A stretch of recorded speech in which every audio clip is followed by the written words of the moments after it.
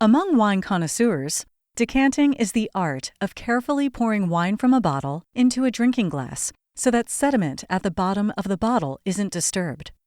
The law of trusts defines decanting as the distribution of trust property to another trust in a manner that benefits one or more trust beneficiaries. The New Hampshire Supreme Court decanted its own judgment in Hodges v. Johnson. David Hodges Sr. founded Hodges Development Company, which became a successful real estate developer.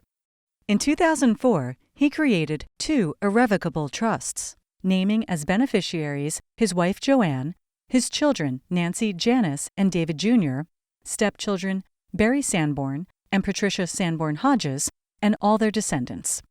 The trusts held all the company's non-voting stock and were intended to protect the company from forced liquidation to pay estate taxes after David Sr. died.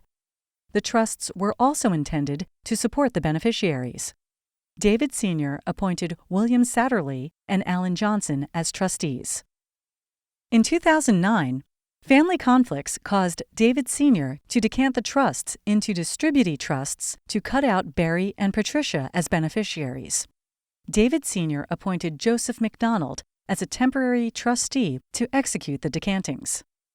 In 2012, further conflict caused David Sr. to decant the trusts again, removing David Jr. as a beneficiary. David Sr. and Joanne subsequently divorced, and David Sr. arranged a third decanting, removing Joanne as a beneficiary. David Sr. died in 2015. In 2014, David Jr., Barry, and Patricia sued trustees Satterley, Johnson, and McDonald. After a bench trial, the trial court declared the decantings void and removed Johnson and Satterley as trustees. The court didn't find that the trustees acted in bad faith. Instead, the trustees didn't consider the interests of the 3 beneficiaries when executing the decantings. The trustees appealed to the New Hampshire Supreme Court.